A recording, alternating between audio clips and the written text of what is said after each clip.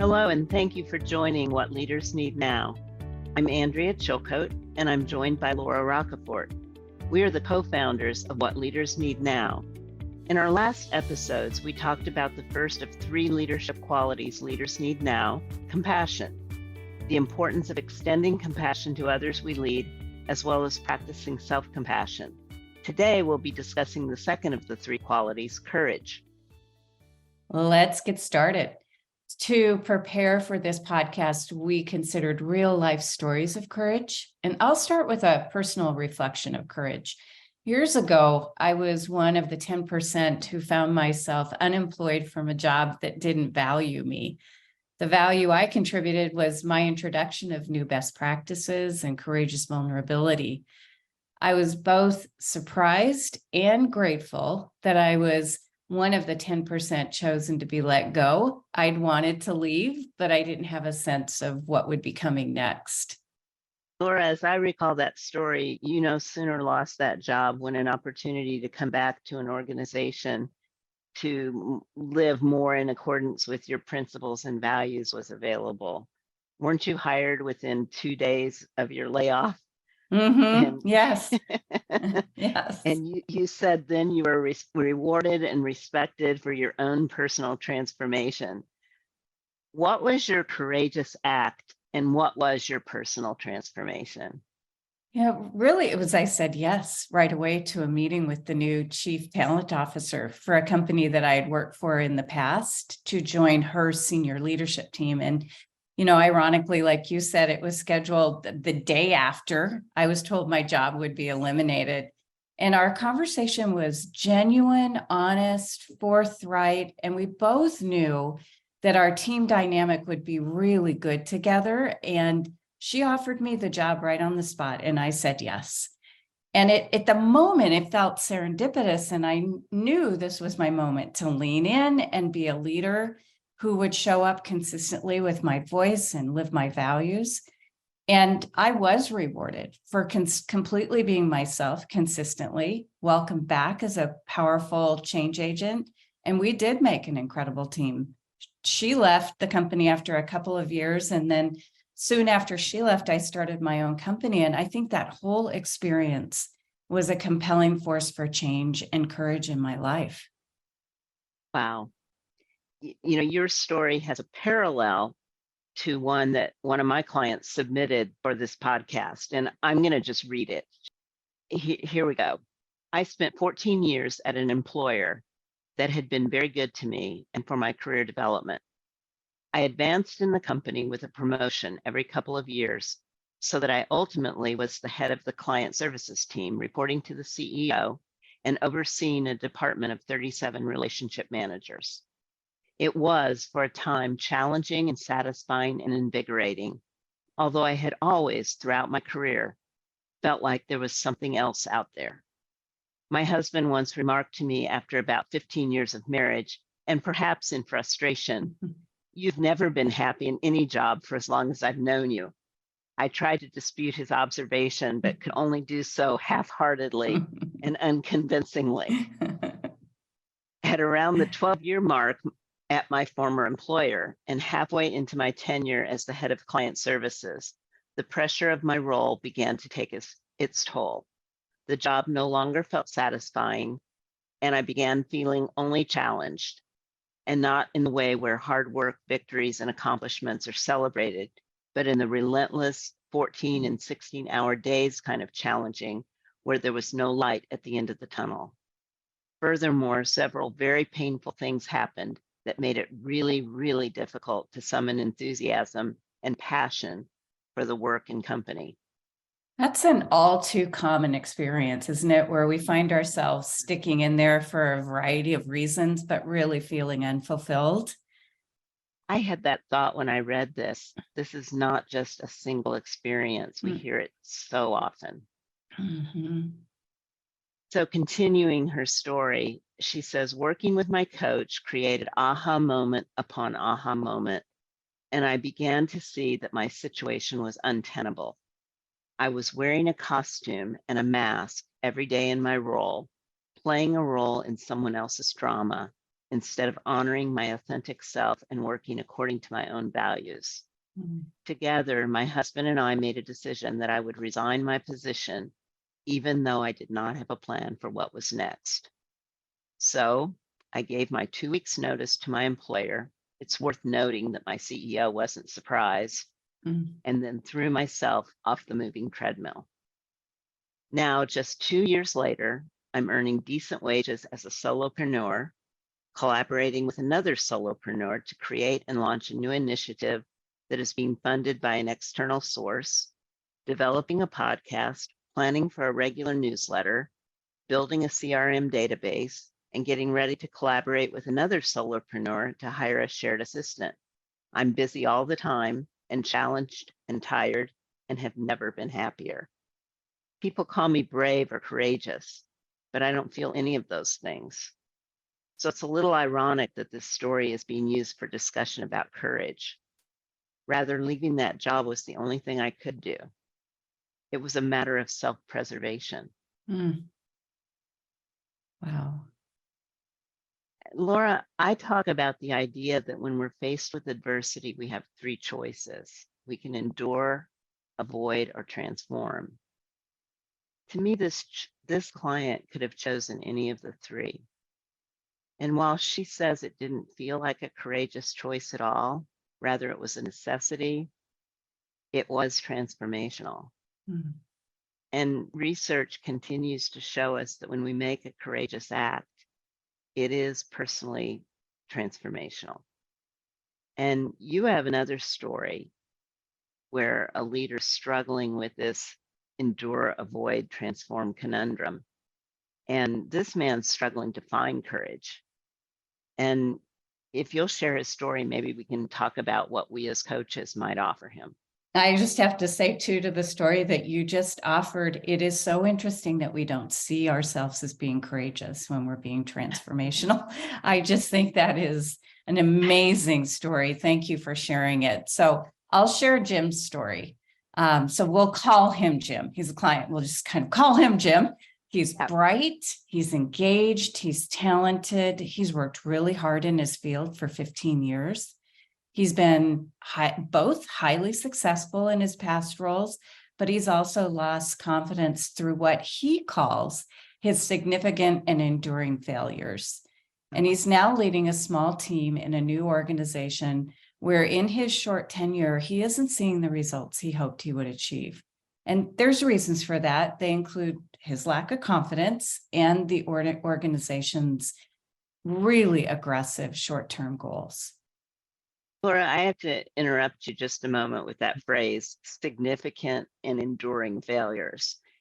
Is that a statement of reality or is that hyperbole? Good catch. Both, really. They might have been significant and enduring for him, but they weren't career-ending failures. What he's describing are things that happened early in his career that he learned from, the things that really embarrass and humiliate us, like getting a key assignment in late or sleeping in and missing an important meeting. The truth is, those were transformational learning experiences and not significant and enduring failures, as he calls them.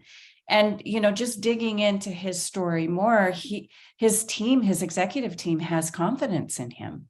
He's recently been asked to take on a new senior leadership role that is going to bring key talent across several entities together to increase and build a singular focus.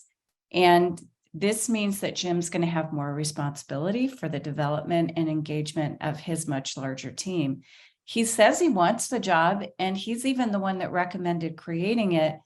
But during our most recent coaching call, he spent the time going back and forth about why he should take the job and why he shouldn't take the job for reasons that were both legitimate. He doesn't have the leadership experience at that level.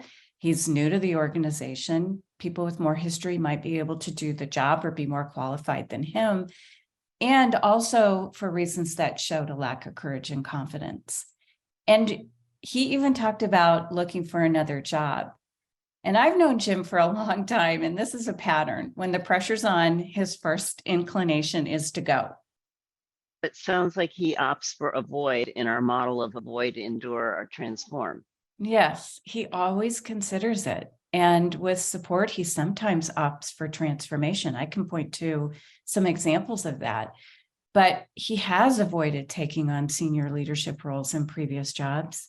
And he once left hoping that the next job would provide the impetus to soar to the next level, only to fear that failure again.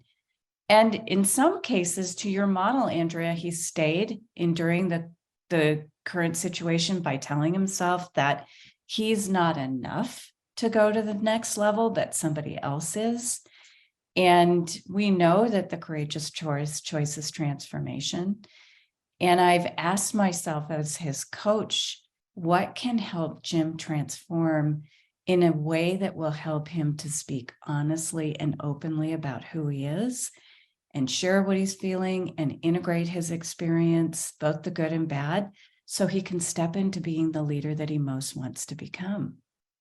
What did you conclude? Well, you and I both know that at times our clients can't acknowledge their own success, even when it's right before their eyes. So I simply asked him to tell me about some things that he had lacked confidence in the past and how he transformed those. Was he able to do that? Yeah, we're working with some tangible examples, from public speaking to speaking truth to power. And I believe he can use those experiences to fuel his confidence in this situation.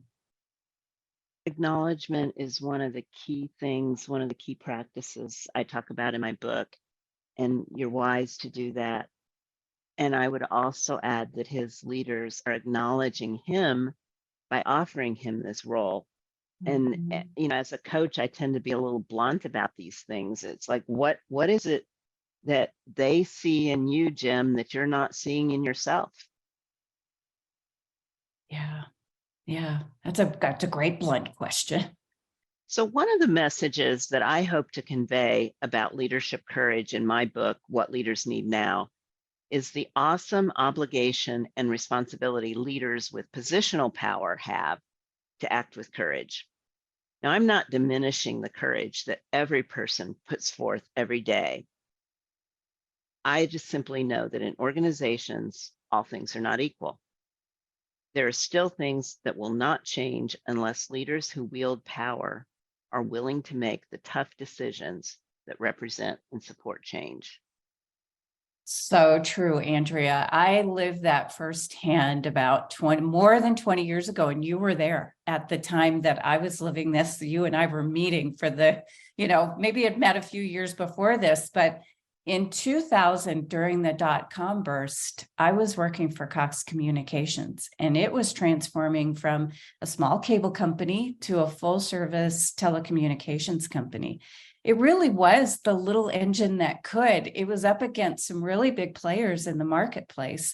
But they crafted a narrative that emboldened employees to believe in the power of one, where every single employee could make a difference with each customer, building meaning around the mission of the organization, and creating lasting relationships within the communities that we served at that time. In fact, being a part of the community was really important because your neighbor had COTS and you could help them if they had a problem. So transformational change occurred during that bubble burst, and the organization saw no layoffs, which were rampant in technology companies at that time, and they saw significant growth. Wow, I was part of that. And, Mhm. leaders who have a vision and the position power to influence culture can do just about anything they set out to do, regardless of the forces opposing them, economic forces, marketplace, talent shortages. And that's a story that validates that. Mhm. You also have a great story about a courageous CEO during an extremely difficult time. Can you tell us that story and how his courage paid off? Sure. It's probably one of my favorite CEO stories. Great person. And the way that he handled this situation was amazing. This client's company was newly purchased by a private equity firm and this person was the new CEO. And the company had its sights on significant growth to match its purchasing power that it now had. And its focus was on building a winning senior leadership team, targeted strategic growth, employee engagement, and talent development. And they were really poised for success. They had all those pieces in place. And then when the global market conditions caused sales to plummet and the cost of doing business was at an all-time high, the drastic decision to file for bankruptcy was inevitable. And the company came through that highly charged time because they had loyal employees and customers, and they had a strong brand identity because of that new CEO. And they're still thriving today. But I'll tell you what I think, was the most beautiful part of this story is from the beginning, the CEO walked his talk and lived his values, even when things were hard. And during that bankruptcy, he shared everything that he could about the bankruptcy filing in quarterly all-employee town hall meetings, and never held back unless he held back not to cross a legal threshold. He was a crier, and he cried in one of those town hall meetings when vendors, and he said, "We have vendors who won't be paid or paid less, and they're friends of ours and people who have worked hard to help us succeed. And some of those people own small businesses, and their families will be impacted by this decision." And he said, "I'm devastated that this is our only option." And in another town hall further on down the line, when bankruptcy was being finalized, he stood on that principle of honesty and told everyone, "It's always advised that you don't scare people by letting them know that there will be layoffs. But I believe that you have a right to know that there will be layoffs in non-revenue generating departments. And I want you to hear that from me." Laura, you were there when he announced the layoffs to HR. What did he say? Yeah. So when the HR team was one of those teams that was faced with layoffs and restructuring, and he was invited to come and talk to the team personally about the why of his decision. And he didn't take but a second to say yes, and brought his heart and not his notes. He didn't come in with prepared notes to that meeting. And he told the team, "You are some of the best HR people I've ever worked with. And this isn't about your talent or your capability or about your contributions to this organization. That's never been in question. But right now, we need to put our resources into growing this business. And as I said in the town hall, departments like yours are impacted by layoffs. And I want you to do the work that has the greatest impact. And that is the work that you directly do to support employees." And he told us that he was eliminating senior leadership positions as well as a few other roles. And he talked about how there would be opportunities to move into other functions. And what I love the most about what he did is that he took personal responsibility for helping people through that transition, opening his door and letting them know that he would continue to talk with them one-on-one or in team meetings if they needed it. It was amazing. Wow. He sounds like a very unique CEO, and I can understand why he's made a lasting impact on you. Mm-hmm. So, we've talked about courage in this segment, and we say this is one of the qualities that leaders need now, but he not only demonstrated courage, he demonstrated compassion, which we talked about in our last segments. What do you think listeners could take from his story? I think that courage is acting in the face of fear. I think that, and when we act on that courage, we gain awareness of the entire spectrum of who we are, our values, our beliefs, our principles, so that we can be ourselves and bring our greatest gifts. I was really thinking about that as we were getting ready for this podcast, about the importance of that authenticity and being ourselves, because I don't think it's not a script that he followed to bring himself to that situation. He brought himself, and not everybody would do it the same way. So we can know that we're being our authentic selves when we're living true into that. And I think what we can learn from his story is that we'll be better able to transform our organizations that we serve with new approaches and ideas.